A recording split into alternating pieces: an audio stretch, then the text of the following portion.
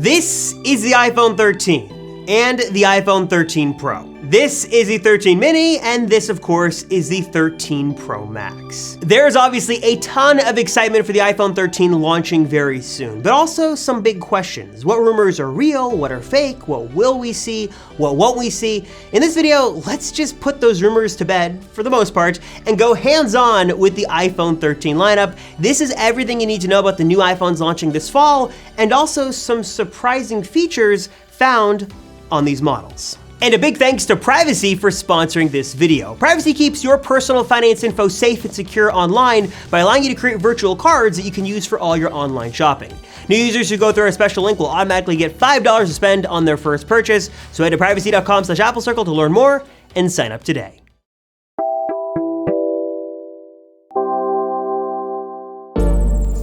It has been an interesting last couple of weeks in the iPhone rumor cycle, because as we get closer and closer to the iPhone 13's official launch in September, we're getting less and less information about those phones. Fewer leaks happen every single day, but the information that we have gotten, the little bits and pieces that have come out, have honestly been pretty substantial and give us our best look yet at exactly what Apple has plans to launch in just a couple of weeks. Now, to dive into the iPhone 13 rumors, we kind of have to talk about these because this is what we're expecting to get. Now, to clear things up and to make things crystal clear, no, these are not working iPhone 13 models. I can't turn them on. They don't have iOS 15 on them or anything, but they're just dummy models. But at the same time, they're also very accurate representations of what we are expecting to see this fall. These are models used by primarily case manufacturers to get an idea of the dimensions and the size and the width and the placement of different features on the upcoming iPhone 13 models. And from our experience in the past, especially last year with the 12 dummy models,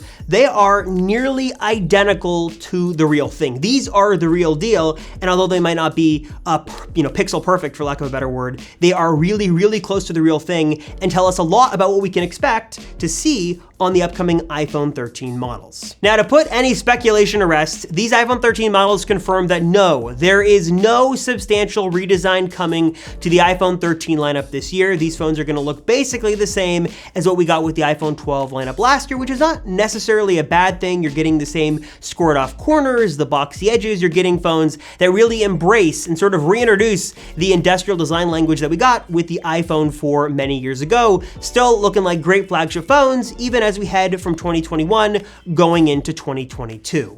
We can also say with a great degree of certainty that the sizes of the iPhone 13 will be exactly the same to the iPhone 12 that preceded it. So you're going to have the 5.4-inch 13 mini, the 6.1-inch 13, the 6.1-inch 13 Pro, and the Big Daddy 6.7-inch 13 Pro Max. Now, something to keep in mind, though, is that this is the last year we're going to have a flagship mini iPhone from Apple. Due to poor sales and a number of other reasons, looks like Apple is going to be canceling the mini lineup moving forward, so the 13 mini will be the last small iPhone that you can get from Apple with the flagship processor inside, the high-end camera system, all that stuff. If you want a small flagship iPhone, the 13 mini is going to be the last one you're going to be able to buy. Now, taking a look at the iPhone 12 Pro side by side with the iPhone 13 Pro, on first glance, these phones look very much more or less the same. But the big thing that'll probably catch your eye as the biggest difference is the size of the camera lenses on the back of the iPhone. You can see on the 13 Pro, the lenses are noticeably larger than those on the 12 Pro. And I will say, sort of looking side by side at these models, the 13 Pro camera lenses are noticeably larger, again, than those on the 12 Pro.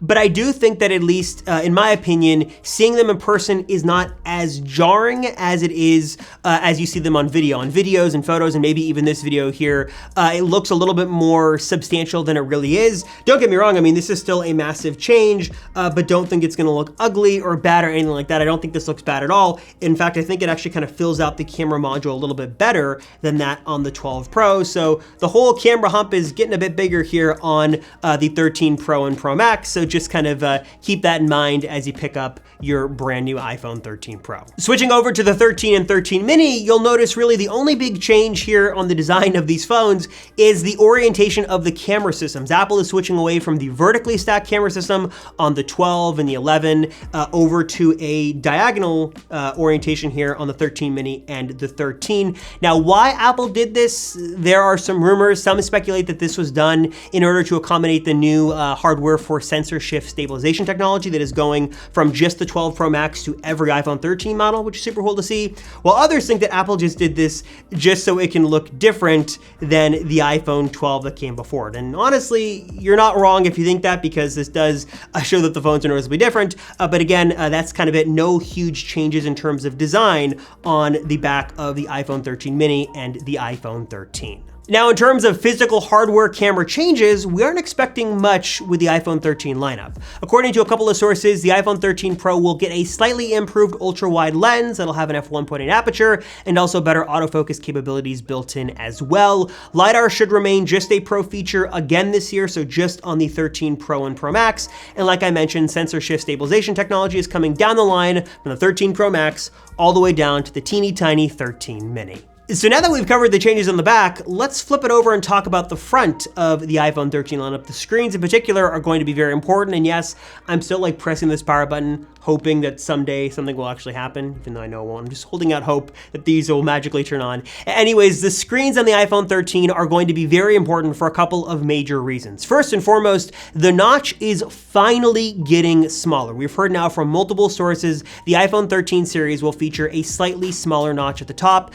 Don't expect any miracles here from the side-by-side images we've seen before. It's not going to be anything crazy, but the notch is shrinking. At least we are heading in the right direction, and the notch should get smaller on all iPhone 13 models, but that is just the beginning of the exciting stuff. Now, we're not expecting any major changes, if any, to come to the display on the 13 and 13 mini, so let's set those off to the side for a moment and talk about the 13 Pro and the 13 Pro Max, because this is where things get very interesting, and also, I'm sorry to say, a little heartbreaking. According to Mark Gurman over at Bloomberg, Apple is testing at least one model of the iPhone 13 this year that has LTPO backplane display technology, which first and foremost allows for variable refresh rates on the display, which means, in layman terms, that ProMotion should finally be coming to the 13 Pro and hopefully the 13 Pro Max this year on the iPhone 13 lineup. This is, of course, that 120 hertz refresh rate. It makes things look a little bit more fluid, a little bit smoother, and has been a rumor now for a number of years, but finally should be happening, knock on wood,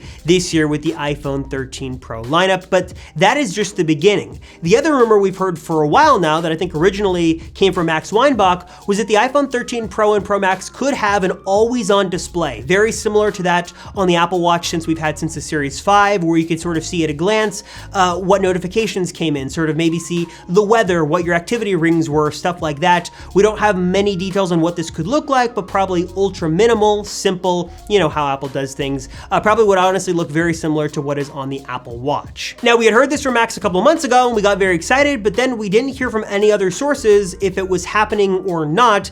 That was until a couple of days ago when Mark Gurman over at Bloomberg sort of floated the idea as well, even specifically citing the Apple Watch as sort of an implementation that Apple has had of LTPO technology being used for an always-on display, which kind of got the rumor mill excited again and sort of floats the idea again that an always-on display could be coming to the iPhone 13 Pro and Pro Max because LTPO makes this happen, and it probably won't be in the 13 mini and 13, so probably only a pro-end feature this year, but it's honestly very exciting and also at the same time does make a whole lot of sense. But like I mentioned just a moment ago, there is some good news, but there also is some bad news. I hate to be the bearer of bad news. I might break some hearts here, so I'm sorry. I'll send you some chocolates to make up for it, but let me just get it out of the way. It looks like Touch ID is not coming to the iPhone 13 this year. I know, it was a really strong rumor. We heard it from multiple credible sources a few months ago, and it seemed like it was going to happen. So many sources independently confirmed that Apple was testing this, and it seemed like 2021 was just the year it was going to happen. But the longer we go without anybody confirming it's going to happen makes it seem less and less likely like it's actually going to be a feature on the iPhone 13. In fact, again, Mark Gurman over at Bloomberg says that Apple is testing the tech,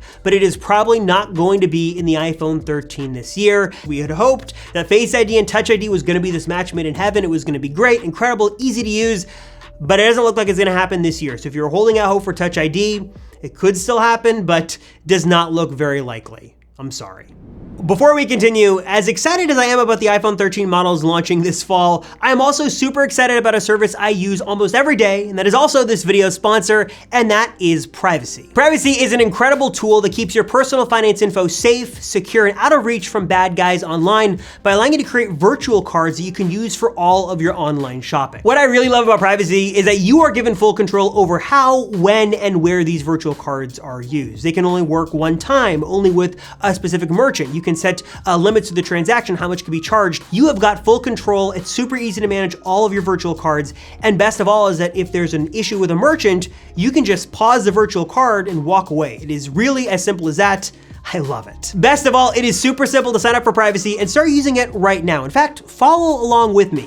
Head to privacy.com/AppleCircle to sign up. You create an account, you link it with your bank info, and in a couple of clicks, you're done, and you can now create your first virtual card. Now that you've got that set up, you can do your online shopping with that peace of mind. Maybe you've been eyeing some camera gear you've been wanting to get, you can go ahead and make that purchase. And another perk from Privacy is when you check out with their Privacy browser extension, you can automatically fill in that virtual card info in the checkout window with just a couple of clicks. Personally, I am a very happy Privacy user. I use it for all of my online shopping, and I love that peace of mind knowing that my personal finance info is safe, secure, out of reach from bad guys as I shop online, and also knowing that I have total control over those virtual cards, and if there's an issue, I can pause the card and walk away. It's simple as that. I love the control Privacy gives you. It is awesome, and I know you guys are gonna love it as well. So sign up today by clicking the link down below, or by going to privacy.com/AppleCircle, and if you're a new user who signs up through our special link, privacy.com/AppleCircle, you're automatically gonna get $5 to spend on your first purchase if you go through our special link. So learn more and sign up today. I know you guys are gonna love it.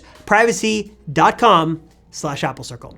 Taking a look on the inside of the iPhone 13, you've got all the upgrades you'd expect to come in a year to year upgrade. The first one is with the processor. We're gonna get the A15 Bionic, which is gonna be great to see, more efficient, more powerful. No M chip on the iPhone this year. Apple's gonna stick with the A15, and it should be a very great processor and a great addition to see with these new iPhones. We're also expecting to see a larger physical battery in every iPhone 13 model, so better battery life across the board. Should be a very welcome addition as well. And then some other miscellaneous things, better 5G support, Wi-Fi 6E support supposedly coming, and a larger physical wireless charging coil that is gonna be included in the iPhones as well. Some speculate this could be a stronger magnet, maybe better for wireless charging with MagSafe accessories, while others think that Apple could be using this as a better way to reintroduce, or I guess introduce officially, reverse wireless charging on the iPhone. Because if you missed the news, the iPhone 12 was rumored to have reverse wireless charging capability, but Apple never said anything about it until the MagSafe battery attachment came out just a couple of weeks ago,